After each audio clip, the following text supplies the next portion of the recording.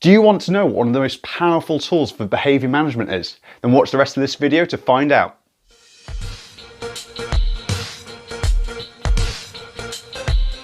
This video is the second part on a series on group management. So what's the secret sauce for group management? It's one which is easy to overlook, especially when you're trying to focus on lots of other things at once. The answer? Praise. Firstly, we're going to discuss why we should praise, and then we're going to go into how we can do that. Hi, my name is Niall, and welcome to another episode of Instructor 101. If this is your first time here, then make sure to hit the subscribe button and the bell icon so you don't miss out on other future content. So praise is an incredibly powerful tool. And when you think about it, it's the clients that need that positive reinforcement the most that receive that praise the least. So make sure to think about that throughout the whole of this. And it's one of the biggest reasons why that we should deliver praise as much as possible. So think of praise as like trail markers. So if you want someone to get to a certain destination or to create a certain behavior, then think about praise as ways of marking out where you'd like their behavior to lead to for the long term. Now, there are loads of other reasons to praise as well. So it helps build a positive atmosphere. So people will start feeling good about themselves as well. Not just about that individual, but also the group as a whole. Other little bits, it builds self-esteem. So it makes people feel valued. Hopefully it might even build up someone's ego a little bit. Now, I know that's not always a good thing, but if you know that it can do that and you know when to apply that strategy, then it's going to help you massively. And then also it's going to encourage the behavior that you want to see long term as well. So you know how I was saying about those trail markers, it's going to create that behavior again, or at least it's more likely to. So you can make things easy for yourself long term if you end up encouraging the behavior that you want to see, and hopefully you'll see it again. So if it's people helping put kit away for you, then that's going to make your life easier as well. So you can use this as a tool and strategy to help make your life easier and encourage seeing the behaviors that you want to see again. So as you can see, there are loads of different reasons why we should use praise, but there is definitely a way of doing that. And the way of doing that is to be genuine and specific. So by genuine, what I mean is not being robotic about it, actually mean the praise and encouragement that you give to someone. So if someone has impressed you, then let them know. And it could just be, it's relative. So what could be challenging for someone might be not so challenging for someone else. So if someone is scared of heights, then be genuine about the praise that you give them and say, okay, I was really impressed because I know that you challenged yourself there with the heights that you just conquered or really pushed yourself with. Now, you might not necessarily need to give that same level of praise to someone else who is super confident on and experienced in that sort of environment, and it might not mean as much to them. In fact, it might even be patronizing. So be genuine about the praise that you give, but also be specific. So with that example again, we can expand on it. Okay, so I was really impressed with was how you managed that particular obstacle, because I could see you were nervous. Not only that, you also supported those around you as well. It was really good to see, and I'd love to see more of it. So that would be an example of being more specific. Now, there's a common quote, which I'm gonna completely get wrong now, but it goes something along the lines of, it's easy to catch people doing something wrong, but the trick is to catch people doing something right. And that is key to all of this. So if you want to reinforce the particular behaviors that you want, then catch people doing that and then encourage that again in the future. So you've got to keep your eyes peeled and be vigilant for that sort of thing. It's very easy just to focus on the negatives because that tends to stand out, and you tell people stop doing this, or if it's the group of kids, like tell them to stop running. Instead, you'd say in that same example, okay, it's great that you're walking, love that we're all sticking together, that sort of thing.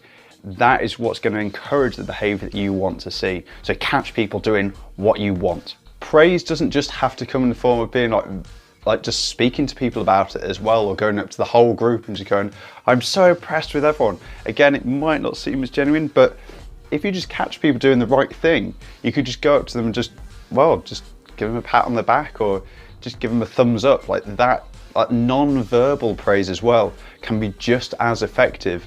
And bear in mind that some people might feel a little bit self-conscious if you like go out in front of the whole group and say, why am I impressed with this particular individual?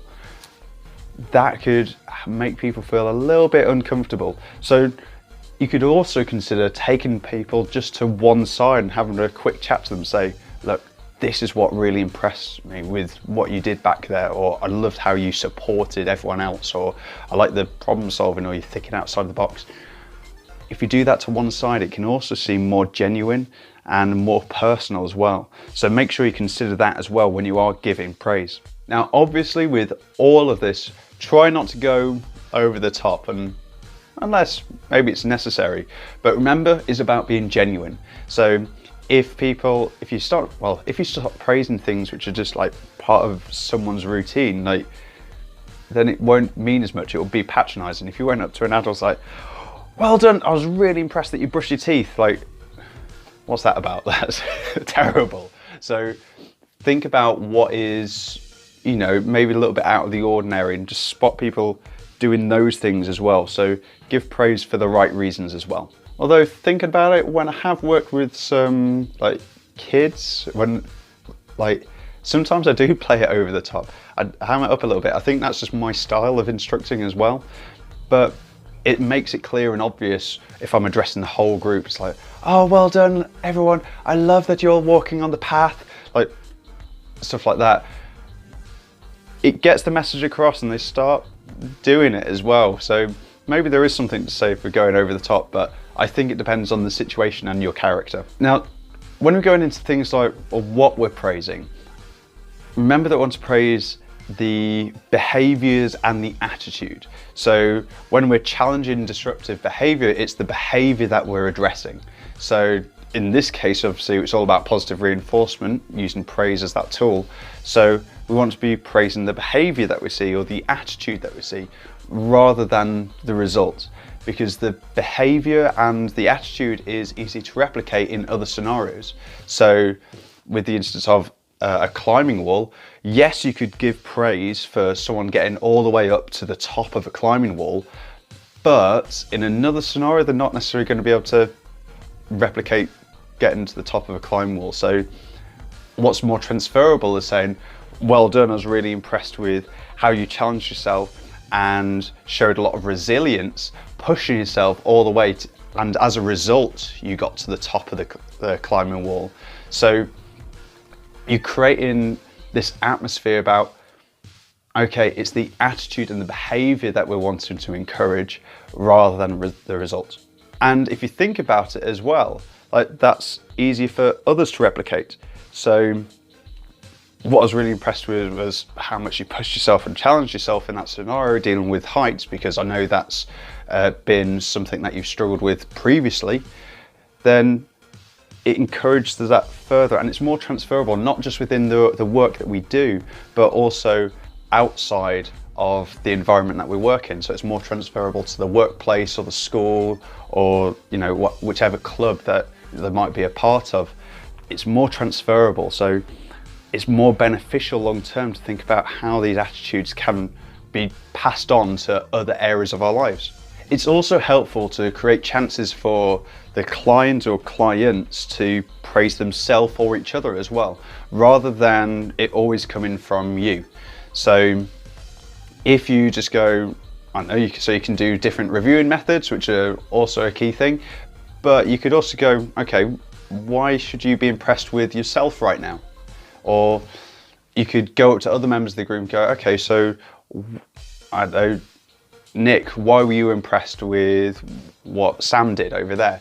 So if you start creating that, you've created this atmosphere which will hopefully transfer again to other areas, and it's not always reliant on you, because you want people's success and self-esteem not to be attached to you as the instructor or necessarily the activity or session that you're doing, although obviously that's nice, but you want it to be able to transfer long term and for them to be able to recognize and praise themselves as well. And it could just be really small things that help encourage this. It could just be the fact that you go, right, at some point today or just during like this lunch session, it'd be great if everyone in the team could approach one other person and say, well done for how they did, or what it was that you noticed that they did, or go up to someone and say, okay, who supported you? Well, in that case, go up to them and let them know that you felt supported. So doing those little things will make a big difference. Now, praise doesn't just have to be a direct way of controlling or helping encouraging certain behaviors. You can use it as an indirect tool as well. So if we've got multiple people that need managing a rope, you could end up saying to the group, okay, I love that everyone here is focused and concentrating on holding the rope and make sure that the person that's climbing is secure. Knowing full well that there's one person that's struggling a little bit or has started daydreaming a little bit. By doing that, you've kind of woken them up and you've indirectly addressed the behavior that you want to change. And it's by using praise, like positive reinforcement, that you've told everyone that you're really impressed. It's increased that positive atmosphere again, where it's appropriate. And you've managed to then wake up that person a little bit and go, cool, oh, I need to concentrate and remember what my role is in all this. So it's a really good way of challenging the behavior that you need to address. Now, obviously that's not to say that if things continue going on or if things become unsafe, that you need to be direct, okay?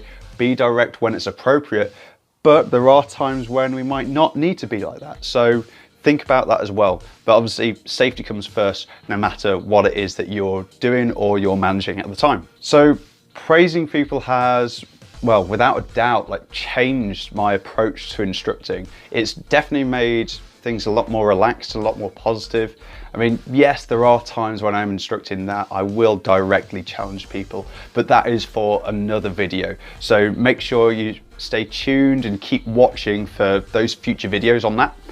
But like I said, it's made things a lot more relaxed and it's very, very subtle. So watch out for other instructors. If you know other instructors which seem to like make it look effortless, watch them carefully. It's probably that which they're doing which is helping to manage everything. Let me know what you think about this. Do you ever use praise yourself, or do you ever use it in an indirect way? What other strategies do you have to help manage a group, and is that praise specific? Let me know in the comments down below. If this video has been useful, please remember to like, share and subscribe so you don't miss out on future content. One of the quickest ways to subscribe is to hit the 101 logo, which is just by the side of my head. Other than that, feel free to check out my other useful videos for outdoor instructors and check out the rest of this series on behavior management. Other than that, thank you very much for watching. Till next time, take care.